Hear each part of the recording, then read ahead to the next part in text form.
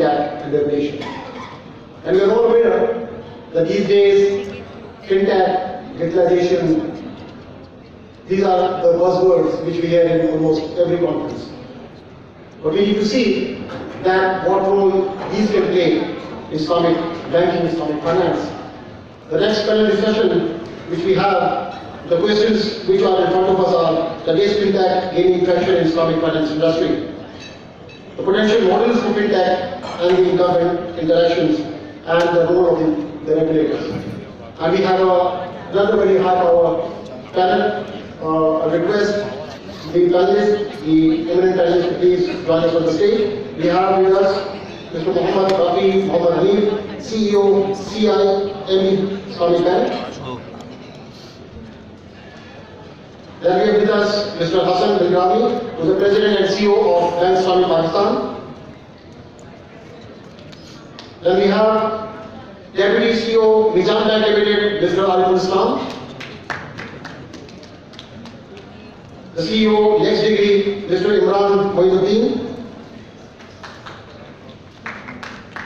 I think there is no harm in clapping.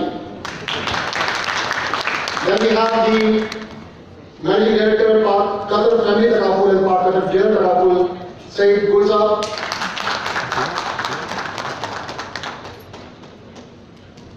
I can't see Junaid Ahmed Saab. Is here? Junaid Saab is not here. Then we have Suhail Javed Saab, Director, Payment Systems, State Bank of Pakistan. If you can. Okay. Then this session will be moderated and will be chaired by again a very known figure in Islamic banking and Islamic finance, Managing Director, Bureaucracy, Mr. Ashir Nazir. So over to you, Ashir. Thank you so much, Pleasure to be here. The format of this session will be, I'll take a few minutes to set the tone. Fintech is a very broad term. Can you hear me? No. Yeah? Yes. No?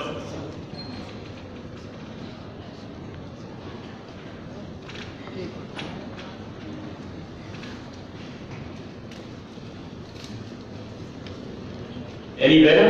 Yeah? Okay, so let me set the tone, given that fintech is a very broad term and everything under the sky today falls under it. So that we narrow it down and then we talk about a little bit in terms of what's happening at the international scene, and therefore what is the relevance to Pakistan and to Islamic finance here in Pakistan. So fintech and its implications. Fintech, we define it as new business models. Now this is very important here. New business models which are driven by one of the 9 exponential technologies which have completely changed the game in every industry, including finance. And these are things like digital identity, cloud, mobility, AI, machine learning, and so forth, right? And that result, so new business models driven by exponential technologies that result in fundamentally different revenue and cost structures for banks, right? What's happening in this space?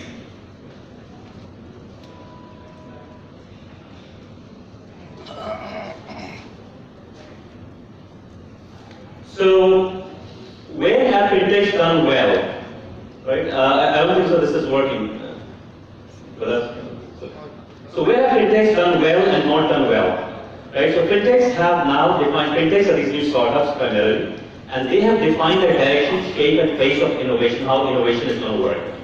They have also reshaped customer expectations. हम बात करते हैं कि जब हमारा जो है iPhone इस तरह से काम कर रहा है और Samsung इस तरह से काम कर रहा है तो बैंकिंग उस तरह से काम क्यों नहीं कर सकती है, right? And so they have reset the expectations. Where fintechs have fallen short is it was predicted that banks will fall apart and will go out of business and these startups are going to take over, and that's not happening because customers still trust banks. You know, the trust factor is with banks. So what we are seeing is more of collaboration. And also what fintechs have struggled so far is to create new ecosystems, right? Is to create new ecosystems. When we talk about, for example, new payment rails, when we talk about new capital market ecosystem. So they've fallen short so far at least. There are 8 disruptive forces which are shaping financial services as a result of this technological innovation. One is cost commoditization, and I'll very briefly jump through each one of these. Cost commoditization, profit redistribution, i.e. the sources of profits have changed. Experience ownership, whoever controls customer experience, controls we will have more of a negotiating power. Platform ecosystem, what is platform banking? We'll talk about that. Data monetization. For the first time, we've got the capability to actually monetize a lot of this data. Bionic workforce, how technology and HR is coming together. Systemically important tech, is it fintech or techfin? Right? And then financial regionalization, we always talked about globalization, now we're talking about regionalization. Each of these 8 disruptions have significant impact on how banks are going to run their business in the future. I'll give you one example of what do we mean by cost commoditization. Pakistan, for example, we've got a number of banks. Why do I have to do the entire KYC AML again whenever I walk into a new bank? Right? Why can't we have a national KYC, eKYC, and AML database? Right?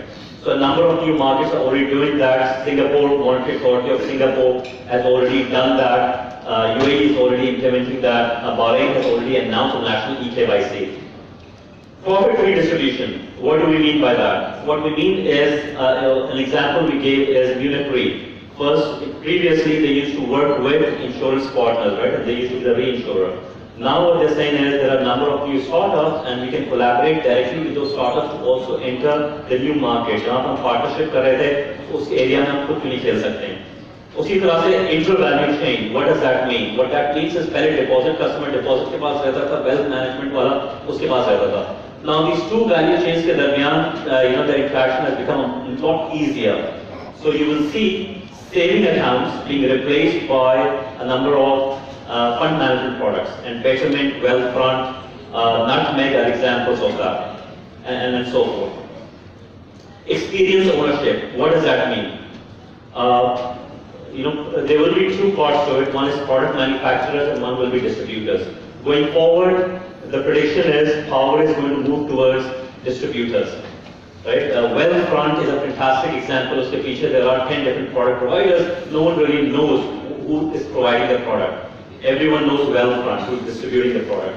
Apple, App Store, right? I mean, many of us have visited there. 10 saal pehle jab start hua tha, they started with how many apps? Anyone? How many apps? 500. Today, how many do they upload on a daily basis? 1600. What is the chances that your product is going to get the front page, jagah milegi, zilch, right? I mean, very difficult, right? Apple, whoever controls that experience, that end game, that distribution will control. So Apple ke paas bahut zabardast command hai. Similarly, MasterCard and Visa, are changing the game as well. Platforms rising. What does platform banking mean? Very important to understand. What it means is through APIs, now banks are able to talk to institutions outside of the FS industry. Right? Outside of the FS industry. So why is Citibank partnering with the PayPals and the Facebooks of the world? And they're able to do that very quickly, and they're able to provide a number of those services to their clients. Right? So platform banking is all about API-driven banking, जो आपको allow करती है to actually connect with the Kareems and Imtiaz store and Starbucks and PayPal of the world. Right? Data monetization.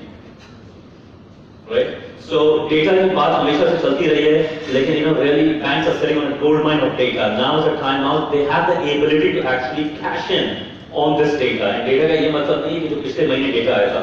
Data का मतलब ये है कि real time data जो इसको flow कर रहा है, बंदा अगर इम्तियाज स्टोर के सामने से गुजर रहा है, कारको के सामने से गुजर रहा है, so कि आप जनाब के वो ऑफर आती है कि जनाब actually last time we walked into this one and why. So why can banks use similar data कि जी कस्टमर को हमारे क्या पसंद था last time and therefore what should be the next best offer, right? Bionic workforce का मतलब ये है कि the HR function in banks like many other industries will get disrupted big time. Why? Because of robotics, because of a very high level of automation that will result in no longer people will be asking कि यार ये बंदा ये काम कर सकता है उसको ले आओ. वो लोग बात कर रहे थे ऐसे ये बंदा plus ये machines, how do they come together, how do they gel in to make things work, right? So the talent and technology will come a lot closer. Systemically important techs, right? The Facebooks of the world, the Amazons of the world, the cloud to control kar rahe hain. How do you know that they are not going to get into banking? Amazon has just announced entering banking with JP Morgan, right? Google is already experimenting, and the kind of data that Google has. How are banks going to continue competing? Should we collaborate? Should we stand on one side? How do we move forward? There's no right or wrong answer to it, right?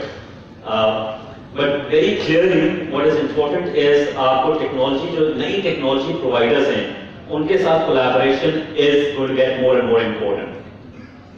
And then financial regionalization. बहुत अरसे से बात हो रही थी the global financial system. No longer is the case. Alipay, right? I'm just entered Pakistan, $85 million acquisition, right? लेकिन ये जब आया था अलीबाबा के थ्रू, तो 18 महीने के अंदर they became China's largest mutual fund, right? क्यों वहाँ पे कोई कंज्यूमर बैंकिंग का चैंपियन नहीं था कंज्यूमर बैंकिंग साइड पर. A very different way than what Europe is doing with PSD2, which is an open data system जो उन्होंने अपना डेटा शेयरिंग का इंट्रोड्यूस कर रहे हैं, versus what's happening in the US, which incidentally is a little bit behind in terms of what's happening in China and other places. So a lot happening in terms of financial regionalization as well. So what does it mean in terms of capabilities for banks? What are the implications? And I will stop here. Yeah, you can go ahead and put everything on. What it means is banks need to understand how do we deploy partnerships. Banks were never in the business of creating partnerships with new kids on the block, right? Now these are the fintech players who 12 महीने, 18 महीने, 2 साल, 3 साल पहले आए हैं, and what they are saying is we are going to partner up with the likes of Meezan and Bank Islami and Takaful companies and so forth. And banks are saying, but we are always used to that RFP or team process or a system that is something. How do we get to trust these guys? Ecosystem management. You're not just about offering and selling products, but नया ecosystem जो create हो रहा है platform banking की वजह से, जो हम कहते हैं cyber security, right?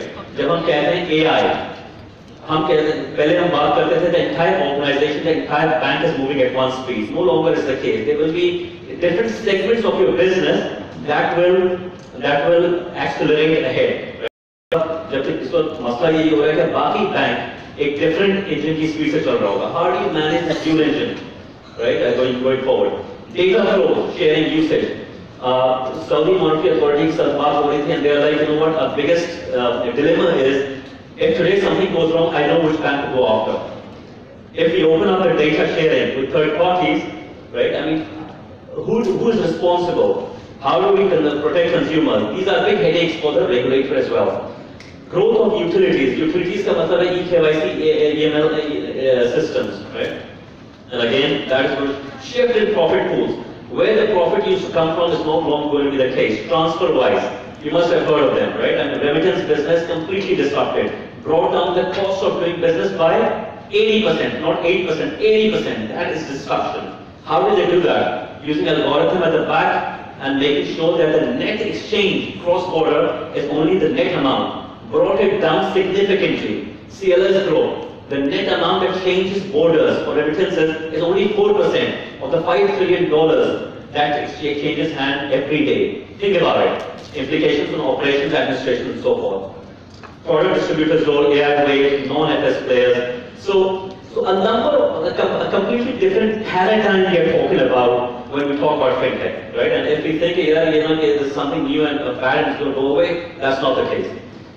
So that very nicely brings us, actually, so what is the relevance of fintech for Islamic finance industry in Pakistan? And I think a very pertinent question is, fintech in the end is an enabler. I guess the starting point becomes, what are we trying to achieve?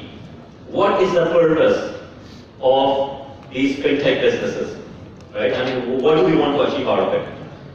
So let me start with my panelists, and if I can, turn to Arisa to start with. Arisa, purpose. Fintech की बातें बहुत हो गई हैं. There's a lot being talked about.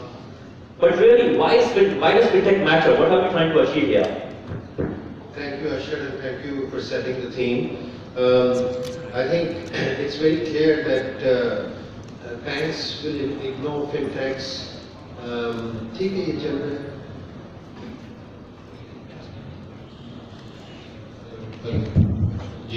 So I think it's very clear that banks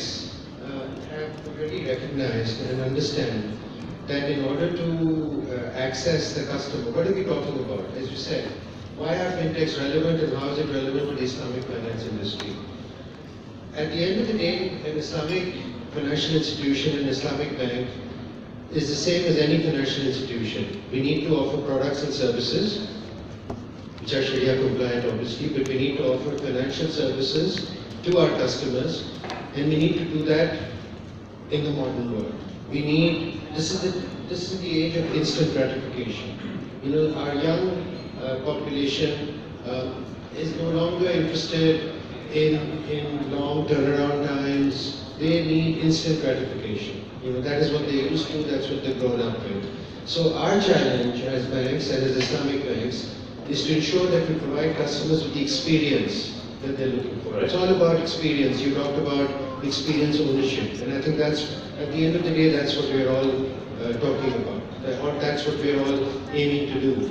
As far as Islamic banking is concerned, I don't believe there is anything, or we should not confuse fintechs and try and put them into two categories, Islamic fintechs and non-Islamic fintechs. I think fintechs are enabling, as you said, these are enabling technologies, and they enable financial institutions to access customers in a more efficient and in a more productive way, will enable us to cross-sell product, like you talked about location, you know, to provide instant you know, offers, if you like, Right. And obviously enable us to understand customers a lot better, because the customer will be engaging with the bank a lot more than the customer did before the arrival of the fintech. So purpose of fintech, you know, very clearly is a new customer experience, you know, and you know, ability to cross-sell and more sell. Hassan, would you like to take on that, build on that? Yes, Bismillahirrahmanirrahim. I think I divided it into three categories. The purpose of fintech would be either cost rationalization, or customer acquisition, or process realignment, which in turn would be either revenue acquisition or customer acquisition or cost rationalization. So Arif is absolutely correct. I mean, there is no Islamic fintech, just as there is no Islamic mobile or Islamic internet banking. So in Pakistan, we have a peculiar situation that Islamic banks have competed on quality more strongly than on the bit of Sharia compliance. So of course, the Islamic banking products are Sharia compliant, but at the same time, they have been consistently able to offer products which were at par or better than their conventional counterparts. And I will give you an example that the Islamic banking industry controls almost 95% of the mortgage market in Pakistan. And the three Islamic banks actually account for 90%. So that's not due to any, very incentive or anything like that. Banks have been proactive. Likewise, when I look at the initiative in the fintech, I'm very happy to know that some of the Islamic banks have done exceptionally well. In fact, Meezan has done exceptionally well in fintech, and they were able to recognize what lies there, what are the opportunities, and seize that opportunity. So, so the purpose is what you said, very important, is customer acquisition. You know, and we are doing a lot of different things, right? But the journey is long. And if we are very candid, we were talking about it. Pakistan has a telecom, subscriber base of 170 million. And a bank account, a base of about 10 million, 12, 30 million, right? So, again, a huge disconnect still of potential and opportunity there. So when you say fintech will help us acquire more customer, reach out to the bigger market, are we doing enough? What more needs to be done? No, I actually wanted to say was that some of the initiatives in fintech would be for customer acquisition. The others would be for cost rationalization, and still there would be others which will be for operational reasons, which would mean either customer acquisition or cost rationalization. So whenever there is an initiative on the fintech side, one has to be very clear that what do we want to achieve out of it. It should not be an initiative just for the sake of initiative. On a lighter note, I went to Canada last August, and a friend of mine who's been in banking industry for long, he came to pick me up. And while we were going back, Going home, I asked him, what are you doing? And he said, I have been transferred to FinTech department. And he was to TD Bank. So I said, impressed, what are you doing? And he said, that's what we are trying to find out. Right. Rafael, turning to you, you bring the Malaysian perspective as well, both Islamic and Malaysian perspective, right? There are different markets are addressing fintech in different ways. India, the strategy there is called India Stack, right? And that is about digital identity that cuts across not just for banking purposes, but also healthcare, education, etc. Every person through that one digital identity will have access to information on any services. They're talking about eKYC, they're talking about a few others. UK is talking about PSD2, right? Bahrain is talking about sandbox and certain regulations and so forth. What's happening in Malaysia? Is it a success story? So Malaysia has had a very deep banking penetration. If you look at the number of people with bank accounts, is around 90%. So we have very high access to banking products. What has happened in the last decade is the expectation of the customers have increased over time. Just like today, they can buy their groceries, they can buy their needs through online retail platforms. They want to get the banking solutions online as well. So speed is important, convenience is important, transparency is important, plus pricing. So FinTech is a solution to solve all these issues. Give me examples. So I should be able to Working very well. check. So today in Malaysia, you can walk into a developer who's developing a locality. You just bought a flat, and you can straight away go to say CIMB Bank's online and put in your salary. It's a self-declaration. This is my salary. This is my monthly expense. This is the house I bought. How much am I eligible? Within a minute, you'll get an in-principle offer from CIMB. So that's only possible through bringing financial technology in. So we are able to build in a bit of data analytics. So we'll be able to access your, for example, employee provident fund, how much savings you have there. So all that data will be collected. Within a minute, a decision will be made and an in-principle offer will be made. And then you walk into a branch and give all the documents, original documents, and you get the in-principle offer turned into a formal offer. So that's a major step taken in Malaysia. Where we are heading towards is online KYC. So that means at 10 o'clock at night, you decide to transfer $1,000 from your existing bank account to another bank because they happen to run a campaign for high savings rate. So you should be able to open the account instantly. Right? Within 2 minutes, you open the account in that bank and transfer from my bank. Are you talking about national eKYC as well? Or That's right. So we have not reached that. You mentioned about Singapore. Singapore, as long as you have one bank account in Singapore, you can open as many accounts as you want. Right? In Malaysia, we're heading towards that. And we're also having the sandbox regime where you can come in with new ideas. For example, why do you need ATMs today? So through this app, for example, in Singapore, you can, if let's say you are in this area and you need 1,000 rupees or 2,000 rupees, it will show you. You can go into a store nearby to withdraw the cash. So ATM becomes pretty much redundant, where you can actually get the cash from the merchants. So these are the innovations we're seeing in the market, and it's all driven by this, boils down to the 4 things. People want to reduce their cost. Banks also want to reduce their operating costs. People want to bank at their convenience, speed, and transparency. So FinTech is able to provide all these solutions. We heard 3 banks. Saisa, from a takaful perspective, what's happening, right? I mean, FinTech is often confused with automation. But that's really a subset of the bigger ecosystem you're talking about. What's happening on the takaful space? For me, FinTech is a technology, and I will not consider it as for Islamic product, Islamic banking, or takaful. It is a technology to enable your business. And since we are not alone as a takaful or Islamic banking, okay, we need to compete with our competitors. So for that, we need to apply technology. If I go to a customer and tell him, I'm giving you the takaful product, he is not asking, okay, that what it is. But the first thing he is asking, what is the price and when you give me the service. So to process your business, you need technology. In Takapul, I will give you a good example of Pakata Takapul. We are 10 years old, we started 8 years before, and we brought from German technology for Bank at Takapul, where conventional insurance were issuing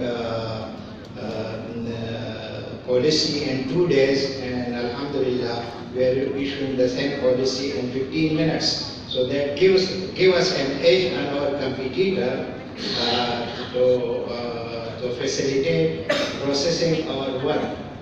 And it helps the banks also to convince the client, and the catch with that I'm sitting with a banker and I'm convincing. So if I leave his office, I may change the mind, and that's what the psyche behind it. The client should not leave the office before he said yes. So in 15 minutes we are issuing that one. We employ another software which is, we call it Elaj, and we have around 500 customers for health business with corporate and individual. And when they go to any hospital, we are communicating with him online. So if he have any problem with the doctor or with the hospital or with the finance, so our doctor is communicating with him online. Interesting. So FinTech for me is a technology, and it is a tool that enable our business. So we have spent, Pakata Takapul have spent a lot of money. We have three things which we employ. First thing was that, okay, ideology, that I should not just sell the product, but as a Takapul, but also we should create a corporate culture of Takapul. So that is our main success, and then we have a lot of investment on awareness. We do seminars, we are supporting SSCP, State Bank, and IBA. And the third thing is our IT. Alhamdulillah, in 8 years, we believe that we are advanced than any competitor in our FinTech. Interesting. Thanks so much. So, we heard the perspective of bankers and staffing companies. Imran brings an outside-in perspective. He's not a banker. Imran, when you look at, you work with K-Electric, you work with airlines, you work with governments. You are seeing how machine learning, how AI, how analytics is being deployed there. When you compare with where the banking industry is, how do you see the opportunity, and what has gone well and what are the challenges ahead? Okay, Assalamu alaikum. First and foremost, I want to say that I'm sure Bilrani Saab had intended that story in jest. However, there is a deeper truth to which it points, and the financial sector is no exception to that. What we are fundamentally seeing right now is that when we hear these buzzwords around data analytics, big data, machine learning, artificial intelligence, the problem we're facing right now is that people, it's not an issue of understanding it, I think it's an issue of alignment at this time.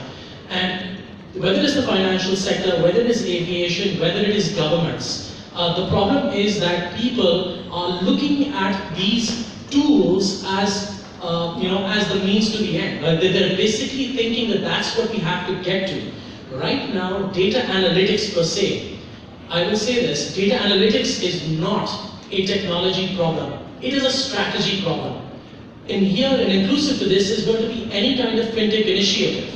The decision to undertake any kind of fintech product for integration or to pursue it internally should not be a decision of the head of IT or the CTO. It is something that is decided at the strategic layer, and yes, the technology comes along to enable that to happen, right? Now, the financial sector is definitely suffering from the same issue of alignment right now, as we've seen a lot of the other sectors going in. Often institutions are not as self-aware to understand what kind of challenges they want to deal with or what kind of opportunities they want to pursue. The result of this is very simply that they end up purchasing solutions worth $500,000, $1, $2, $3 million, and they really don't see results when the vendor doesn't come back to support them to use that technology correctly. It's like the analogy I give often, it's like buying a Ferrari but not knowing how to drive a stick shift, right? And that's often the issue, it's that lack of self-awareness. Now, just to state a couple of examples, not just in the financial sector, but in the aviation side or even on the utility sector. So, for example, in the utility sector, we've got a customer based here actually in Karachi. Kia Electric is a customer of ours where we've helped them in really detecting, let's say customers who are less likely to make their bill payments in the coming month. They don't care about those customers that have been chronically defaulting on their bill payments. They care about their star customers who have actually made their payments over the last 3 or 4 months, but there is some telltale signs that are indicating that they are likely not to. That for them is significant. That is actionable. That is useful. That is addressing a pain point for themselves that they are very cognizant of, right? Similarly, अगर aviation sector की तरफ हम देखते हैं, so we are working with a major Middle Eastern airline. They wanted to do flight capacity modeling. Why did they care about flight capacity modeling?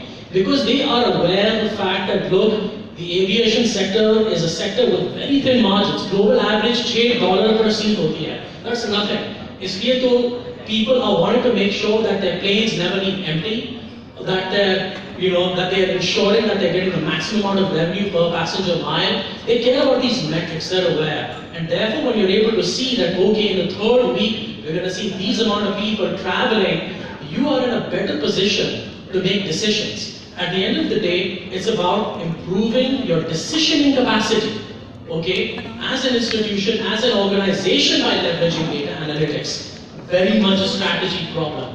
So yes, I think that, again, whether it is fintech, the decision and the motivation to pursue fintech should come from the strategy layer and that sense of self-awareness. Not to do it because everybody else is doing it. Okay, so that's the motivation that I want to drive here. Look at it through that lens. Right? And then let the technology, whether you choose to do it internally or whether you choose to do it with partners, that is something to kind of think about. So Imran, I get that, right? I mean, so what you're saying is it's a strategy issue, it's a mindset at the top that has to be right if you are to really make good use of fintech. But help me understand, banks have been in the business of banking all their life. Now you're talking about all these fancy stuff, analytics, AI, machine learning, I mean, these are sciences in itself. How are banks supposed to manage all this? I mean, is it going to come from in-house development? Is that focus going to change? Is it collaboration? It's going to be a combination of a couple of things, right? I think that the first and foremost thing is culturally rooted. It has nothing to do with technology. It is that the bank needs to embrace and agree to the fact that, look, going forward, we need to make scientifically sound decisions. It's as simple as that. We need to make sure that decisions that we make are based on hard facts that are driven by good quality validated data, right? Once that particular enabler comes into the picture where you are thinking in terms of that culture, फिर बात आगे मज़ीद बढ़ती है. That's where that self-awareness, when you start seeing yourself falling short of certain metrics, you will know that, okay, these are the areas where we perhaps need to go ahead and have some kind of an intervention. Similarly, if you see that there are certain opportunities for new customer acquisition or new customer segments that are showing up that you want to capitalize on, that is another area that you can look at. Look, when we talk about fintech right now, Asha, there are a lot of different areas. There's KYCs, there are DLTs, there are payments, there we're talking about different risk management strategies. How many different things is a bank going to do? Inevitably, when the banks look at this broad spectrum and they say that ये सारा हमको खुद ही करना पड़ेगा, will we have to do this ourselves? Naturally, that leads to that sense of being overwhelmed. Okay, but that's what markets outside of Pakistan have really figured out. We will work with the industry, coupled with the right kind of regulatory frameworks. For example, if you look at Dubai, they've got the right kind of, let's say, innovation testing licenses that financial institutions can work hand in hand with these fintechs to try out new ways of solving problems that these banks are facing, quite frankly. So, Rafik, do you buy that? Again, is innovation more going to come from inside the bank or outside? What are you seeing in your experience? So we look at this innovation through 3 lenses. Some of it we built ourselves. So we have presence in 7 core countries and branches and a small presence in over 15 countries. So in some countries we are going purely on a digital mode. So like in Philippines, in Vietnam will be predominantly digital presence. In mature markets like Indonesia, Malaysia, we've got a few hundred branches. There we need to go through digital, through building it in-house. And so the three lenses we talked about is some we built in-house, some we buy, third is we partner. How many partners do we have? Partnership, for example, for big data analytics, they partner with one of the largest online retailer, Lazada. Right? So through Lazada, we will be able to get the data that some of the customers that we are backing with on the SME front. So we will be able to predict the sales of these companies and able to offer them small, medium-term financing. But so, you guys are very powerful as banks, right? There are a lot of entrepreneurs sitting out there who are owners of this innovation, and when they collaborate, when they try to partner, they have a difficult time talking your language. It's a very different language, right? Right. So maybe if I can turn to Arisal as well.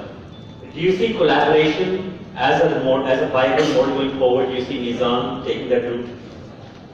Okay, thank you, Ashwin. Yes, we do. In fact, we thought about this internally. There was debate, discussion, etc. But I would just sort of support and also mirror what Rafi just said, that at Meezan Bank as well, we have maybe not three lenses, but two, where we do some technologies or some fintech solutions or applications we buy, and others we partner, we collaborate. Okay. We've been focusing more on the collaborative model system. So our strategy has been more focused on collaboration. We're working with 4 specific fintechs at the moment, and very exciting, in an array of exciting sort of solutions, if you like, which inshallah we will launch during this year.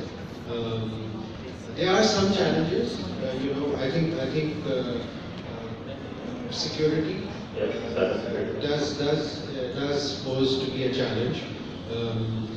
We were very close to launching with a fintech recently, but it transpired that once you decide to go on an open API strategy, but at the same time you have to make sure that the end-to-end value chain, starting from the consumer all the way to your core banking systems and your database, all data and information is exchanged in a very secure way. Right. And sometimes the challenge is there. So security challenge clearly a huge challenge, but it's good to hear that, as one of the leading banks, you're open to collaboration and you're already way ahead of that journey. Hassan, turning to you, right? We are in this process it's a journey, right? There are different building blocks of the ecosystem that we need to put in place. Risk capital is not our culture. It's not in our culture, the VC funding, etc., for a lot of these entrepreneurships, etc., right? Sandboxes, I'm not aware of it is yet, right? I mean, national eKYC, I'm not. How do we move forward from an ecosystem perspective? If you are to be given a national hat, if you're wearing a national hat, from an ecosystem perspective, how do you build that fintech? There is an industry which is gradually developing, and gradually the banks are also finding out what they can do best and where to collaborate and where to go. What are the 3 or 4 from an ecosystem perspective building blocks that we need to put in place? I think first of all is the human resources. There is a problem because while there is so much discussion about fintech and various technologies like AI and machine learning, the bottom line is that we do not have the right talent. And if it is the right talent, we do not have the ability to spot it.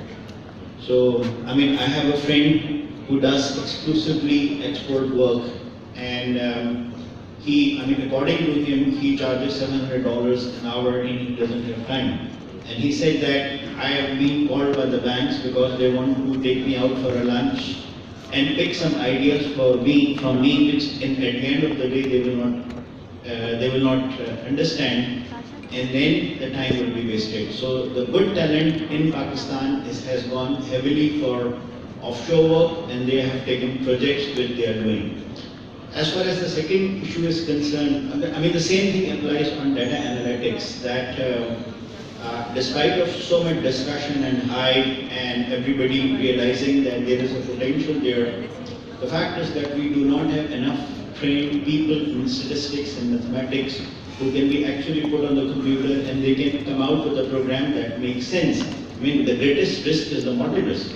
That if you have a model but doesn't make any sense, you'll be gone. So then the third issue is this, that even if there is an idea which is very exciting, does it have a revenue proposition? That if you have implemented it, what are you going to make, or what are you going to save? And will you be subjecting your customer? That's dead. That is dead. dead. And everyone is talking about it. Right? Everyone knows it, but no one wants to talk about it. For example, or you know, putting it slightly politely, what is that one area of business, banking business, that you would really like to change, that you think is ripe for change? And before we answer, right, I mean, let me take a quick poll here as well. How many of us here, for example, you know, this was an interesting exercise we did in Bahrain as well, as well here as well. How many of us here have a bank account? Almost all, okay? And how many of us sometimes wake up in the morning and we are really excited that, yes, I've got a bank account in bank XYZ. Okay, so we've got 1 in a million, right? My point is, this is a test we ran in other markets as well. And what we are finding out is your customers are not really emotionally Starbucks and NPR stores and J-Cars of the world are your competitors.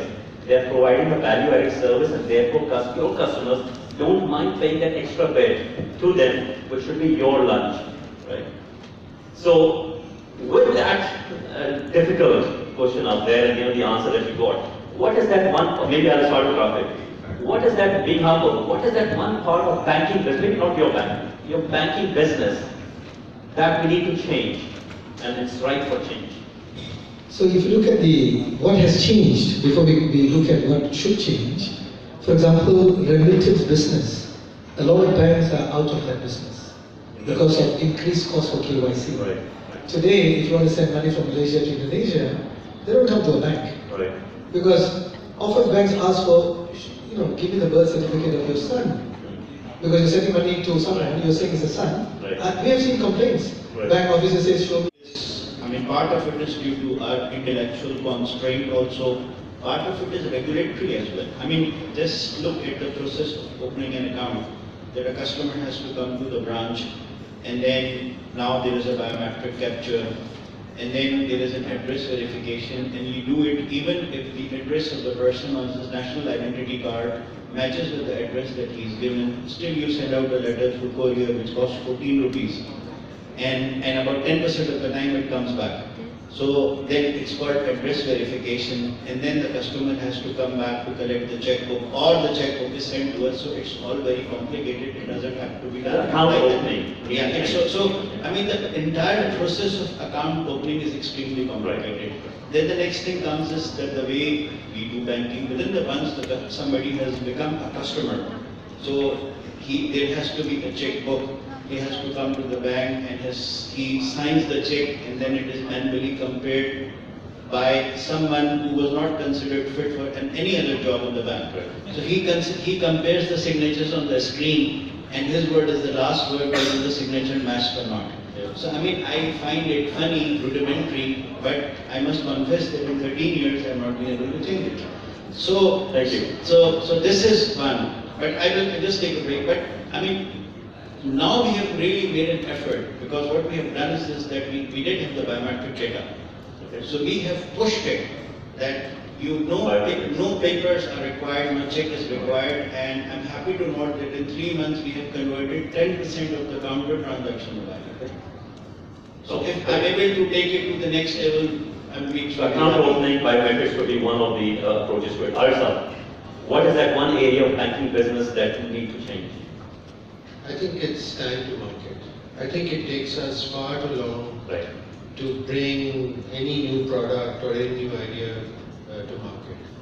And I think, I mean, fine, you know, we have a regulatory framework, and it's a very robust framework, and I respect and appreciate all the checks and balances that are there. They're there for a reason. But at the same time, given the legacy that we carry and the history that banks have, I think we have not been able to make that change effectively. You know, I mean, I was talking to someone the other day, and I believe the telcos, okay, and the telcos represent serious competition for banks. Like months, because you've got checks and balances, compliance, sign-on, legal, etc., etc. I think that's one thing we need to change. move a lot faster. Good point, good point. Imran, it's spent to the right? 30 million accounts, 70 million telco subscriber base, 30 million bank accounts, customers even less. How do we move from A to B? You know, people were putting 7% are excluded from the banking sector is what is said. Right. So I think that what needs to change for us to get there? So a couple of things outside of some of the things that the gentleman had really spoken about, that together with the things that I just sort of mentioned right now, could at least provide that necessary catalysis, if you might say. The first thing that I really see is that the financial sector, banking sector, right, has to overcome its sense of fear.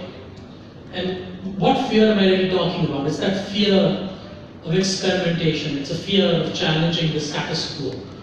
There are banks, and I respect and I admire what they're doing, but the large majority of them aren't. And what is the problem is that it's one thing for a bank to take a major initiative and like sink $500,000 or $1 million into something that may or may not have the kind of results that they expect.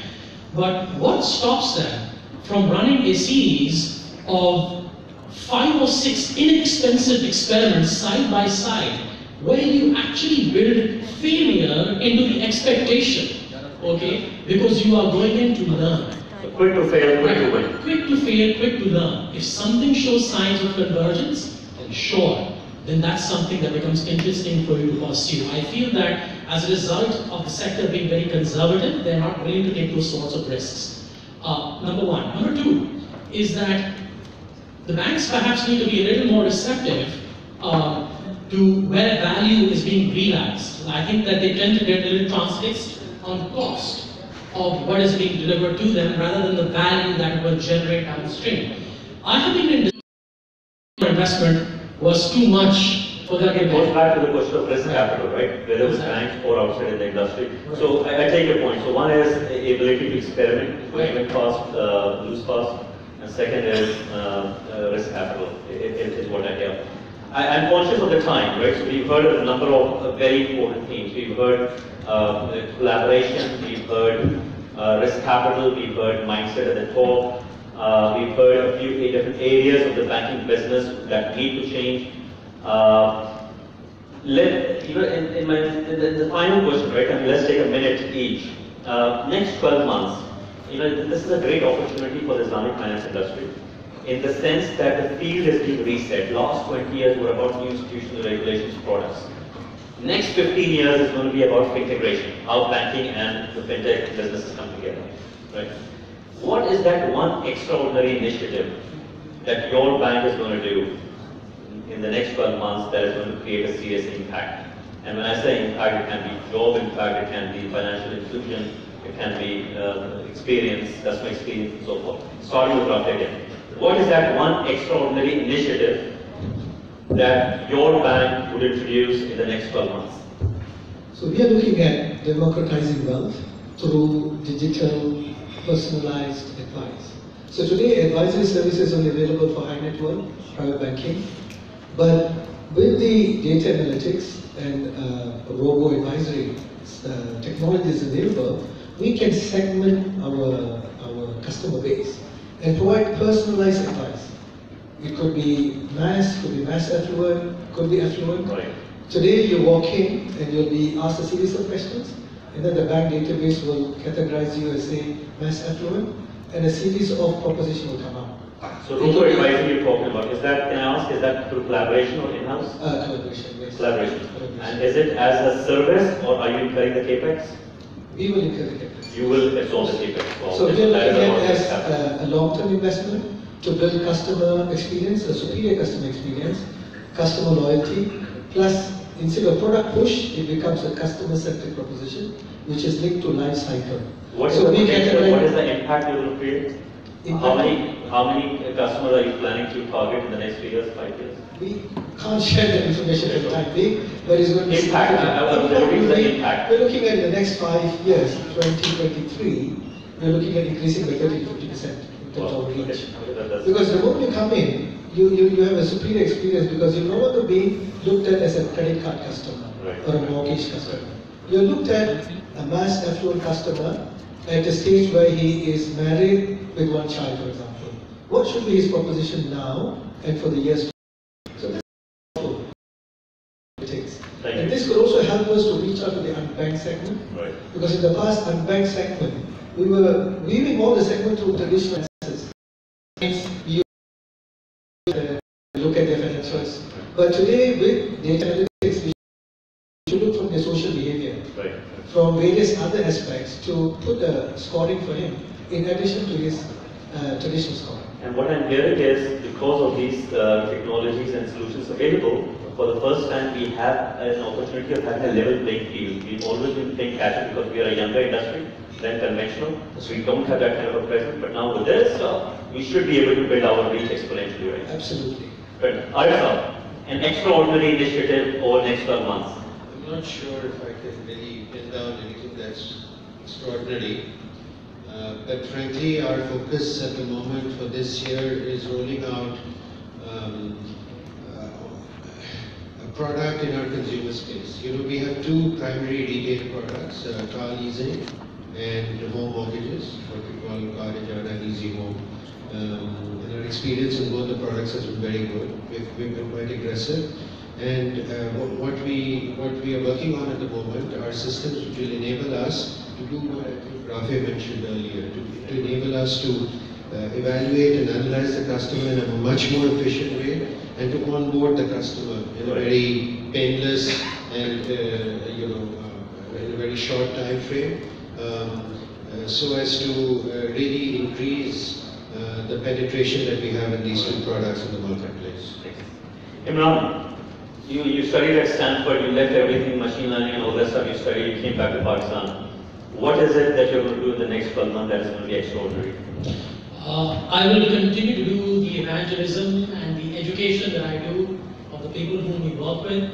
There is one model that we've been very excited about and that has worked fairly well across a number of different verticals. It's what we refer to as the purple team methodology. What happens in purple teams, you've got a red team, okay, which is basically your technology team, the people who understand data analytics. But then you've got the blue team, people from the business who understand the use cases, who understand the challenges intimately. When you put those people together in the same team, we've seen some very interesting things happen. Our goal again is to continue forming these purple teams across the clients that we work with and continue to evangelize and help build that culture out from the grassroots. Evangelism, fair enough. Hassan, one extraordinary initiative over the next 12 months. I think it's not new. It's continued since Islami has been around, which was the biometric. So, I mean, this year we are trying to just push it to a new level. And one, I did mention that we are pushing it for over-the-counter transactions, saying we want to do over the paper and etc. But the new initiative that we started last week was that we have started deploying it on cost terminals now. So we signed up the first agreement with Cotton, whereby any customer of Islami can go to a designated retailer and he doesn't have to have a mobile phone or a card or even currency. He can authenticate the payment through the biometrics and the transaction will be made immediately. The plus point is this, that as against the cards, the settlement is done immediately. Then whatever are the discounts, we are not paying to the retailer. So he's actually paying the discounts. Right. And we are just sharing the data in an aggregated form with them. Right. So that's, I mean, the target is about 1,500 to 2,000 retailers for this year. So this is great. So, and I'll share in 30 seconds as well. We are bringing Alpha FinTech of Singapore to the region. And what they've done is, this is a spin-off of Wells Fargo. What they've done in the last 6 years, they've created a middleware on which they've onboarded 250 fintechs. They've standardized the APIs, and therefore, instead of doing bilateral integration with Apple Pay, with Samsung Pay, with Vivo, right, with WeChat, one. So that is trying to increase the time to market as well, and then reducing complexity. My final point, I think we've taken a lot of time, we're out of time. My final organizations, right? I mean, you've got a lot of points. Policy, you've got academics, you've got operations and so on. I'll put a very bitter truth. I feel in 5 years' time, 70% of the skill set in this room will be irrelevant or marginalized. Right? As head of organizations, what is your 30-second pitch to the audience here in terms of how to reskill themselves? Starting from again.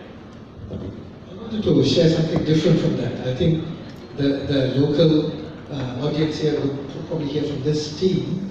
I wanted to share something about fintech and how it can shape the future of Islamic finance.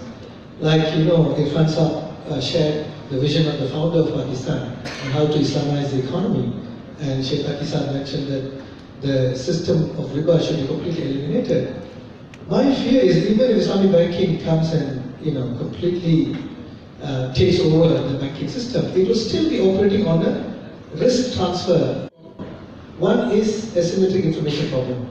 The savers, they don't know who the users were, right? So they need to go through an intermediary called bank. Second was, if you take the current fintech to solve the problems that led to the credit-oriented banking system. You solve these three problems, you can move from credit-oriented. 30 seconds. How do we reskill ourselves?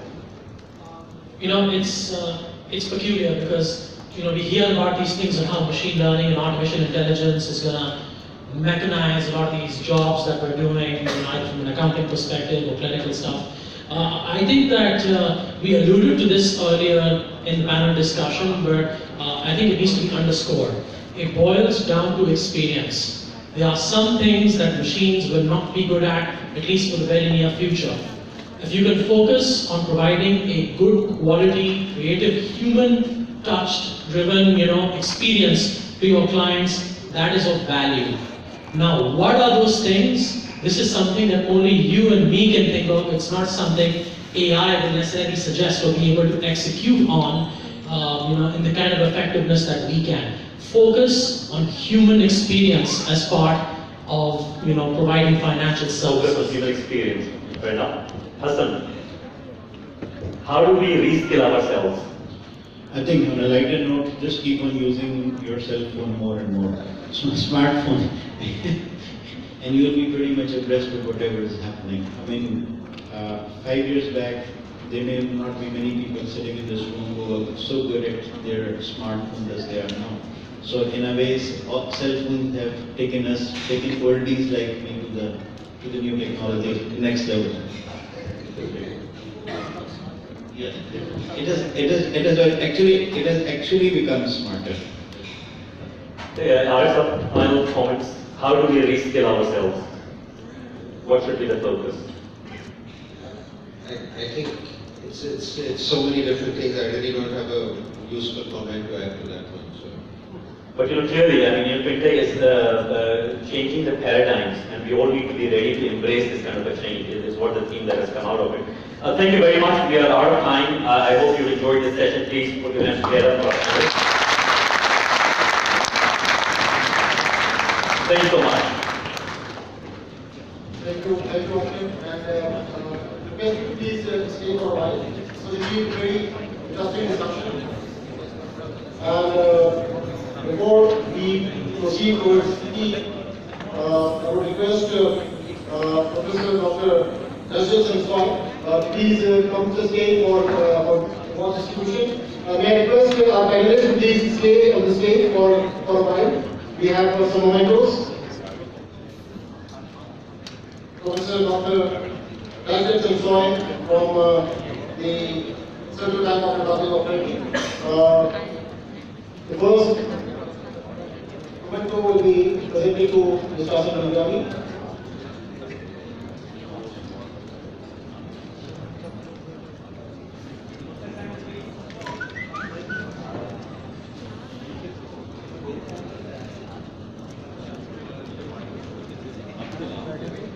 Then we have Mr. Al-Islam, Professor Dr. Najib Samswal, another speaker in the first session. Then we have Mr. Mohammed Rafi,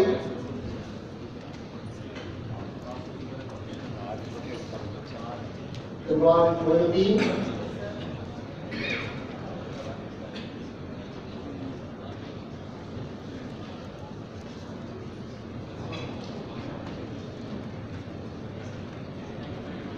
And last but not the least, a very energetic moderator, Mr. Ashraf.